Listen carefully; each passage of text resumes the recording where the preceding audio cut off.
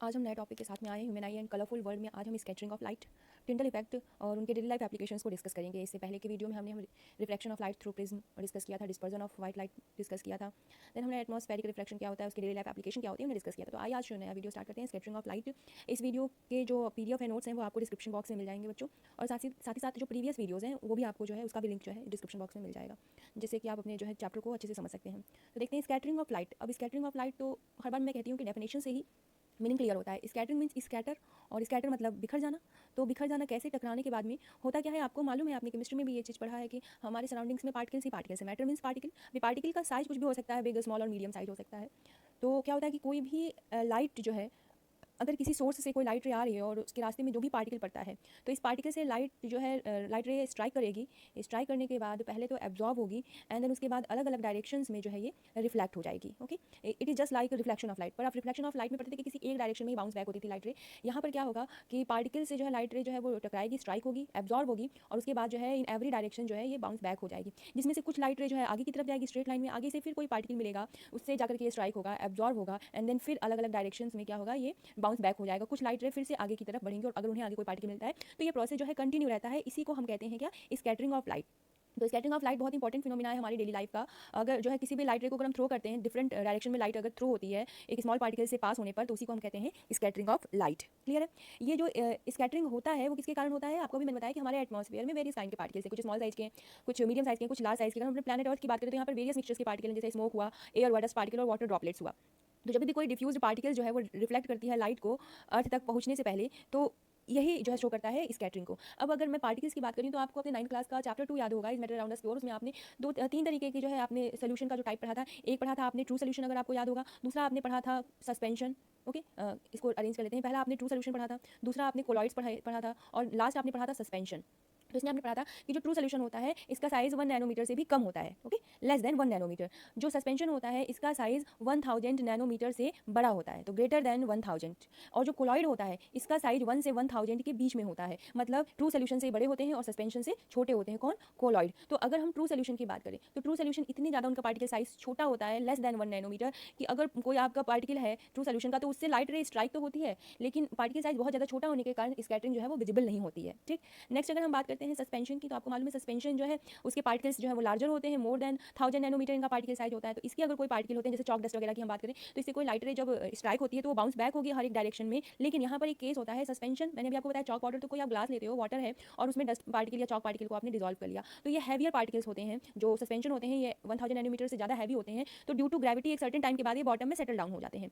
तो जब तक ये ग्लास में जो है बिखरे रहेंगे यहाँ वहाँ, तब तक तो लाइट रे जब इस पर पड़ेगी तो ये स्ट्राइक होगा और स्कैटरिंग शो करेगा। लेकिन जब ड्यू टू ग्रेविटी जब ये बॉटम में सेटल डाउन हो जाते हैं, तब अगर कोई लाइट रे यहाँ से पास होगी तो कोई पार्टिकल्स नहीं पड़ेगा जिससे यहाँ पर ये स्कैटरिंग को शो करे। तो मतलब सस्पेंशन बस कुछ समय के लिए ही रहता है। अब हम बात करते हैं कोलॉइड की, वही हमारे लिए सबसे ज़्यादा इंपॉर्टेंट है। तो कोलॉइड का पार्टिकल साइज ट्रू सोल्यूशन से बड़ा होता है, मतलब 1 नैनोमीटर से ये बड़े होते हैं, और 1000 नैनोमीटर तक होते हैं, सस्पेंशन से छोटे होते हैं। तो ना तो ये बॉटम में सेटल डाउन होते हैं और ना ही इतने छोटे होते हैं कि हमें विजिबल ना हो, इनके बीच की रेंज होती है पार्टिकल साइज का। तो इन पार्टिकल से जब भी कोई लाइट रे स्ट्राइक होती है तो अलग अलग डायरेक्शन में ये रिफ्लेक्ट हो जाते हैं। कुछ लाइट रे आगे बढ़ती है, वो अगले पार्टिकल के साथ स्ट्राइक होती है, एब्जॉर्ब होगी, और इन एवरी डायरेक्शन जो है वो स्कैटर हो जाएगी। फिर कुछ लाइट रे आगे बढ़ेगी और अगले पार्टिकल से वो स्ट्राइक होगी। ये प्रोसेस चलती रहती है, और ऐसा होने से हमें क्या होता है कि लाइट का पाथ विजिबल हो जाता है। लाइट का पाथ हमें दिखने लगता है कि किस पाथ से, किस रास्ते से लाइट जो है वो जा रही है। और बच्चों इसी तरीके के इफेक्ट को, स्कैटरिंग ऑफ लाइट को कोलॉइडल पार्टिकल में देखने वाले जो पहले ब्रिटिश व्यक्ति थे, ब्रिटिश साइंटिस्ट थे, वो थे जॉन टिंडल, और उन्हीं के नाम पर इसको दिया गया टिंडल इफेक्ट। तो scattering of light true solution में भी होता है, सस्पेंशन में भी होता है, कोलॉइड में भी होता है। ट्रू सोल्यूशन में नेग्लिजिबल होता है, सस्पेंशन में जब तक पार्टिकल सेटल डाउन नहीं होता है ड्यू टू ग्रेविटी तभी तक दिखेगा, लेकिन कोलॉइडल पार्टिकल में हमें आराम से स्कैटरिंग दिखाई देगा। और जब ये scattering of light colloidal particle में होगी तभी इसको कहा जाएगा टिंडल इफेक्ट, क्योंकि इसको दिखाने वाले सबसे पहले जो व्यक्ति थे वो जॉन टिंडल, एक ब्रिटिश फिजिसिस्ट थे, ब्रिटिश साइंटिस्ट कह लें। तो इस तरीके से हम कह सकते हैं कि जो साइज ऑफ पार्टिकल होता है यही सारी चीज़ों को बताता है स्कैटरिंग ऑफ लाइट को। साथ ही साथ ये भी बताता है साइज ऑफ पार्टिकल कि स्कैटर्ड लाइट का कलर कौन सा होगा। बहुत इंपॉर्टेंट बच्चों, ध्यान दीजिएगा, पार्टिकल का साइज इस बात को बताता है कि जो लाइट स्कैटर हो रही है उसका कलर क्या होगा। तो देखते हैं, कुछ पार्टिकल्स लार्ज होते हैं, जैसे डस्ट, वाटर ड्रॉपलेट्स, बताया आप लोगों को, ऑक्सीजन मॉलिक्यूल्स, नाइट्रोजन। तो ये जो लार्ज पार्टिकल होते हैं वो जब स्कैटर होते हैं तो वो हर तरीके के ऑल कलर्स दिखाते हैं, और ऑल कलर मतलब विबग्योर, और विबग्योर मतलब वाइट कलर। तो ये हर तरीके के कलर दिखाई देंगे, जो विजिबल रेंज होती है कलर की, वॉयलेट, इंडिगो, ब्लू, ये पूरा विबग्योर वाला जो स्पेक्ट्रम है वो सारे कलर दिखाएंगे। कौन से? Large particle. लेकिन अगर पार्टिकल साइज स्मॉल है तो यहाँ पर दो कलर दिखते हैं। ब्लू कलर जो है सबसे मैक्सिमम दिखता है, स्कैटर होता है, और रेड लाइट जो है वो सबसे कम स्कैटर होती है। ध्यान दीजिएगा, अगर पार्टिकल लार्ज होगा तो सारी कलर की लाइट रे स्कैटर होगी, लेकिन अगर पार्टिकल स्मॉल होगा तो मैक्सिमम जो जिसका स्कैटरिंग होगा वो ब्लू कलर है, और मिनिमम जिसकी स्कैटरिंग होगी वो रेड कलर है। ओके, तो ये बात क्लियर हो गई होगी। हम लोग पढ़ते हैं विबग्योर। ओके, जब आपको मैंने प्रिज्म वाला फिगर समझाया था तो उसमें आपको ये कहा था कि हम लिखते तो विबग्योर हैं, लेकिन यहाँ पर उल्टा हो जाता है। यहाँ पे आर ऊपर रहता है ना, आपने ये पढ़ा था, आर ऊपर रहता है और वी नीचे होता है, तो नीचे से ऊपर की तरफ लिखते हैं विबग्योर इस तरीके से। ओके,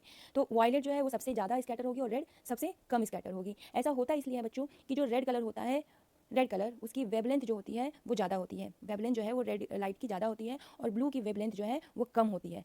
वेवलेंथ का मतलब 9th में आपने पढ़ा है। तो जो पार्टिकल्स होते हैं, लाइट जो पार्टिकल हैं वो क्या है, वेव नेचर शो करते हैं, वेव की तरह ऐसे ट्रैवल करते हैं। ठीक, तो वेव की तरह शो करते हैं। तो होता क्या है कि अगर किसी भी वेव के द्वारा जो दूरी तय की जा रही है वही क्या होगा, उसका वेवलेंथ, जिसे हम लैम्डा से डिनोट करते हैं। तो जो स्कैटरिंग होता है ना, स्कैटरिंग वो डायरेक्टली प्रोपोर्शनल होता है लैम्डा का अगर 4 टाइम्स कर दिया जाए, मतलब वेवलेंथ का अगर 4 टाइम्स कर दिया जाए। रेले नाम के एक साइंटिस्ट थे बच्चों, उन्होंने ये रिलेशन बताया था। रेले नाम के, आप इसे अपने आगे की क्लासेस में पढ़ोगे, पर इतना समझ लीजिए कि स्कैटरिंग ऑफ लाइट जो है वो इनवर्सली प्रोपोर्शनल है किसके, लैम्डा मतलब वेवलेंथ के। तो स्कैटरिंग बढ़ेगा तो वेवलेंथ घटेगा, उल्टा होगा। अगर स्कैटरिंग घट रहा है, लेस हो रहा है, तो वेवलेंथ बढ़ रहा है, मोर। ठीक, अब आपको पता होना चाहिए कि जब हम लिखते हैं विबग्योर, इस चीज़ को ध्यान से समझिएगा, विबग्योर जब हम लिखते हैं तो जो वी है वॉयलेट, यहाँ पर वेवलेंथ क्या होता है, लैम्डा जो होता है वो लेस होता है, और जैसे जैसे नीचे आते हैं लैम्डा की वैल्यू बढ़ती जाती है और यहाँ पर लैम्डा मतलब वेवलेंथ मोर हो जाता है। तो अगर हम कहें वॉयलेट और इंडिगो में वेवलेंथ किसकी कम है, तो वॉयलेट की कम है, इंडिगो की ज़्यादा है। इंडिगो और ग्रीन में कहें तो इंडिगो की वेवलेंथ कम है और ग्रीन की वेवलेंथ ज़्यादा है। तो वी से आर तक आने में वेवलेंथ बढ़ता है और स्कैटरिंग वेवलेंथ के जस्ट अपोजिट है। इसीलिए अगर वेवलेंथ जिसका कम है तो उसकी स्कैटरिंग ज़्यादा होगी, वेवलेंथ जिसका ज़्यादा है उसकी स्कैटरिंग कम होगी। क्लियर है, रेले के रिलेशन के according scattering is inversely proportional to 1 lambda 4 times. Clear है, तो यही चीज़ यहाँ पर, इसीलिए ये बात आपको समझ में आ गई होगी कि ऐसा क्यों होता है। अगर पार्टिकल साइज स्मॉल है तो ब्लू कलर मैक्सिमम स्कैटर होगी और रेड जो है वो लेस स्कैटर होगी, और अगर पार्टिकल साइज लार्ज है तो हर कलर, एवरी कलर जो है, ऑल कलर्स की लाइट स्कैटर होंगे, ऑल में भी विबग्योर की रेंज वाले ही। ओके, तो इसीलिए रेड लाइट को डेंजर साइन के लिए यूज करते हैं। आप देखते होगे जो फॉग वगैरह होता है, कहीं पर रेन होता है, इन सब जगहों पर भी रेड लाइट को यूज करते हैं, क्योंकि रेड लाइट की वेवलेंथ जो होती है ना, वेवलेंथ ज़्यादा होती है रेड की, तो ये लंबी दूरी तय करके हमें दूर से ही दिखने लगता है। भाई मोर कह रहे हैं तो दूर तक, अब कहीं से मान लीजिए एक एग्जाम्पल के लिए, यहाँ पर आपको यहाँ लाइट लगी हुई है और यहाँ पर आप हैं ऑब्जर्वर है, अब लाइट आ रही है, यहाँ से यहाँ तक लाइट आनी है, तो ब्लू की शॉर्ट वेवलेंथ है वो यहीं तक थक के खत्म हो जाएगा, उसके बाद वाली भी थोड़ी आगे बढ़ के खत्म, फिर थोड़ी आगे, तो जो ऑब्जर्वर की आई तक पहुंचेगा वो पहुंचेगा जिसकी वेवलेंथ ज़्यादा होती है और वो होता है रेड। तो इसीलिए रेड को जो है ट्रैफिक सिग्नल पर, डेंजर साइन में, इन सब जगहों पर यूज करते हैं। जब स्टॉप होता है तो रेड कलर इसीलिए रखते हैं क्योंकि वो डेंजर का साइन होता है। क्लियर है आप लोगों को, ये बात क्लियर हो गई होगी। यही यहाँ पे लिखा हुआ है, red light is used for showing danger sign. The primary reason why the colour red is used for danger signal is that red light is scattered the least. तो स्कैटर लिस्ट होता है, वेवलेंथ क्या होती है, मोर होती है किसी भी दूसरे कलर से, लॉन्गेस्ट डिस्टेंस ट्रैवल करता है फॉग रेन एक्सेट्रा वगैरह में, तो इसीलिए हम रेड कलर को यूज करते हैं। अब बात करते हैं टिंडल इफेक्ट को। टिंडल इफेक्ट बताया आप लोगों को, ब्रिटिश फिजिसिस्ट थे जॉन टिंडल, उन्होंने दिया था।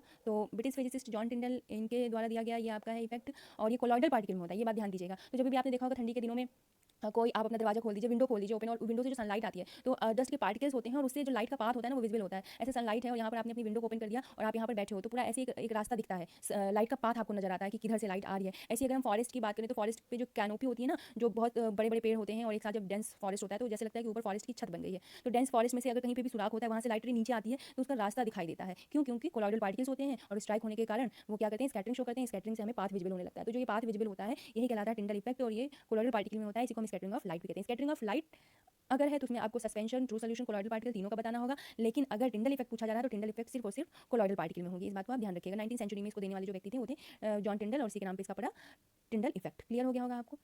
ओके, नेक्स्ट बात करते हैं। तो ये चीज़ें क्लियर है, टिंडल ने डिस्कवर किया था व्हाइट लाइट को। अब इसके प्रैक्टिकल एप्लीकेशन देख लेते हैं। तो ब्लू कलर, स्काई का ब्लू कलर क्यों होता है, तो आपको मालूम है, अगर मान लीजिए ये हमारा अर्थ है तो स्काई ठीक इसके ऊपर रहती है, और ठीक ऊपर रहती है, कोलॉइडल पार्टिकल होते हैं, तो यहाँ पे वही लाइट रहेगी जो कम डिस्टेंस ट्रैवल करेगी। कम डिस्टेंस मतलब वेवलेंथ कम है, और वेवलेंथ लेस है तो वेवलेंथ लेस किसका होगा, वायलेट, इंडिगो, और वायलेट इंडिगो के बाद ठीक क्या पड़ता है, ब्लू। तो वायलेट और इंडिगो हमारी आंखों के लिए सेंसिटिव होते हैं, बताया था आप लोगों को। तो जो हमें कलर दिखाई देगा वो होगा ब्लू, तो इसीलिए ब्लू कलर होता है स्काई का। अगर आप गहरे समुद्र में जाते हो तो वाटर जो होता है उसका भी कलर ब्लू इसीलिए दिखाई देता है, स्कैटरिंग ऑफ लाइट के कारण। अब बात करते हैं कि जो सन है वो सनसेट के समय रेडिश क्यों दिखता है, सनराइज के समय व्हाइटिश क्यों दिखता है। तो यहाँ पे इस फिगर में आपको दिख रहा होगा, जब सनराइज और सनसेट होता है तो उस समय क्या होता है कि आपका जो सन होता है ना वो हॉरिजन पे होता है, और अगर दोपहर की बात करें, आफ्टरनून की बात करें, तो सन ठीक हमारे ऊपर होता है, ओवरहेड पे होता है। तो ठीक ऊपर जब होगा तो वेवलेंथ क्या होगी, कम होगी। जब वेवलेंथ कम होगी तो वैसे कलर दिखाई देंगे हमें। और अगर हम बात करते हैं सनराइज या सनसेट के समय की, तो हॉरिजन, तो यहाँ पे वेवलेंथ क्या होती है, मोर होती है। जो मोर वेवलेंथ होगी तो ज़्यादा वेवलेंथ वाली लाइट दिखेगी, इसीलिए इस समय हमें क्या होता है, रेड कलर की लाइट रे दिखाई देती है। और जब हम ठीक अपने ऊपर की बात करते हैं तो वहाँ पर आपको पहले सन जो है नीला दिखता है, लाल दिखता है,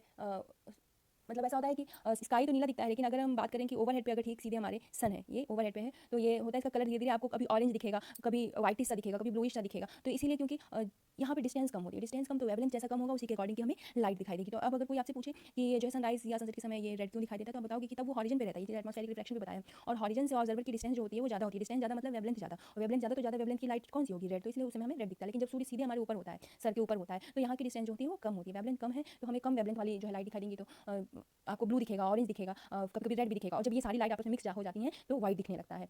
ओके, क्लियर हो गया होगा आपको। यही चीज़ यहाँ पर दिया है, light from the sun near the horizon passes through thicker layer of air, larger distance, horizon की बात हो रही है। और यहाँ पर हाउएवर जबकि हम सन ओवरहेड की अगर हम बात करें तो शॉर्टर डिस्टेंस ट्रैवल करते हैं, और इसीलिए ये थोड़ा सा ब्लू दिखता है, थोड़ा सा वॉयलेट दिखता है, और ये सब मिल जाते हैं तो ये कैसा दिखने लगता है आपका व्हाइट कलर का दिखने लगता है। तो अगर ब्लू लाइट दिख रहा है तो मतलब शॉर्टर वेवलेंथ है, ये तो आपको क्लियर हो गया होगा। और अगर रेड लाइट है तो लॉन्गर वेवलेंथ है। इसी ये चीज़ें क्लियर हो गई होंगी। यहीं पे यहाँ पे दिया हुआ है, अगर रेडिश दिख रहा है तो लॉन्गर वेवलेंथ।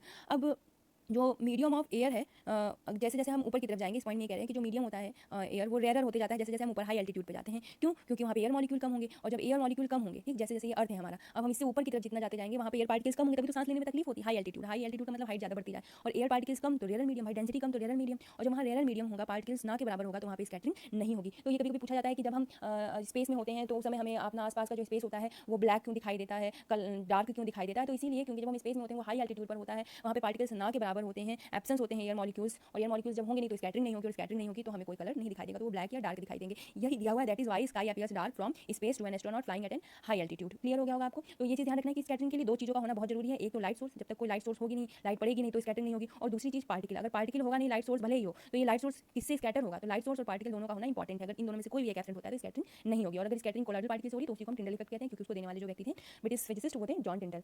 एक एक्सपेरिमेंट है आपका स्कैटरिंग ऑफ लाइट को प्रूव करने के लिए, आपके एनसीईआरटी टेक्स्ट बुक में दिया हुआ है। करना क्या है कि आपको एक ट्रांसपेरेंट जो है रेक्टेंगुलर जो है आपको ले लेना है ग्लास टैंक, और जिसमें क्लीन वाटर आपको फिल कर देना है, ठीक। उसके बाद एक कोई सोर्स लेना है जहाँ से लाइट रे जा रही है, और एक स्टार्टिंग में एक कन्वर्जिंग लेंस L1 नाम का लगा देना है, क्लास में L2 नाम का कन्वर्जिंग लेंस लगा देना है। साथ ही साथ करना क्या है कि कन्वर्जिंग लेंस लगाते किस लिए कि पैरेलल बीम ऑफ लाइट जो है इससे पास हो। आपको मालूम है कन्वर्जिंग लेंस की क्वालिटी की, ये पैरेलल बीम ऑफ लाइट देते हैं।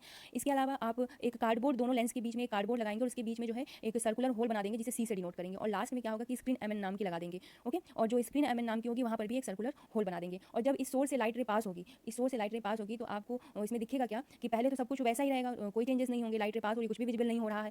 अब क्या करेंगे कि इसमें थोड़ा सा 200 ग्राम जो है सोडियम थायोसल्फेट, और 200 लीटर जो है क्लीन वाटर में, हमारे पास क्लीन वाटर था उसमें 200 ग्राम सोडियम थायोसल्फेट मिला देंगे, और 1 से 2 ml जो है कॉन्सेंट्रेटेड सल्फ्यूरिक एसिड भी ऐड कर देंगे। अब लाइट दोबारा से पास करके देखेंगे तो हम देखेंगे कि जो आपके फाइन माइक्रोस्कोपिक सल्फर पार्टिकल्स है ना, वो 2 से 3 मिनट तक की तैरते रहते हैं, और तब आप देखोगे कि आपको ब्लू लाइट दिख रहे हैं तीन तरफ से, 3 साइड से आपको ब्लू लाइट दिख रहा होगा ग्लास टैंक से। क्यों? क्योंकि शॉर्टर वेवलेंथ से ही हमें मिल रहे हैं। ओके, शॉर्टर वेवलेंथ से हमें मिल रहे हैं, तो 3 तरीके से तो ब्लू लाइट दिखेगा, लेकिन एक तरफ से आपको रेड कलर दिखाई देगा। क्यों? क्योंकि रेड कलर या क्रिम्सन रेड कलर या ऑरेंज रेड कलर इस तरीके से दिखाई देगा, क्योंकि वो लॉन्गर वेवलेंथ से आ रहे होंगे। तो इस तरीके के एक्सपेरिमेंट से आप इस चीज़ को देख सकते हो, और ये एक्टिविटी स्कैटरिंग ऑफ लाइट को डिमॉन्स्ट्रेट करती है कि किस तरीके से जो है स्काई ब्लू दिखता है, और सन जो है वो रेड अपीयर होता है। सनराइज और सनसेट के समय लॉन्गर वेवलेंथ और शॉर्टर वेवलेंथ से कैसे कलर चेंज हो जाते हैं, ये इस एक्टिविटी से आप करके देख सकते हैं। और पार्टिकल साइज भी, पहले हमने सिर्फ वाटर लिया और लाइट रे पास की तो पार्टिकल साइज बहुत छोटा था, तो कोई इफेक्ट नहीं पड़ा, लेकिन जब आपने इसमें थायोसल्फेट ऐड किया और कोलॉइडल पार्टिकल वो बन गए, तो आपने स्कैटरिंग दिखाई दी। इसी तरीके से क्वेश्चन पूछते हैं कि अगर जैसे स्काई जो होता है वो ब्लू होता है, तो जो बादल होते हैं क्लाउड्स वो व्हाइट क्यों होते हैं, है ना? तो आपको मालूम है, आपने 6 क्लास में पढ़ा होगा क्लाउड फॉर्मेशन आपको बताया होगा कि डस्ट पार्टिकल्स के साथ में